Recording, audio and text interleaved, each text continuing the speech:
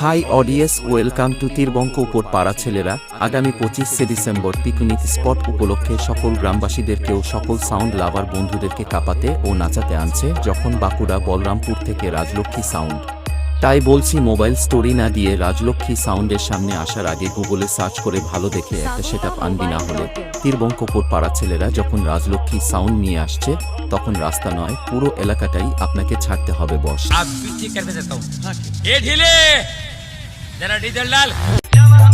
Edit Boy Sabyasachi Status Video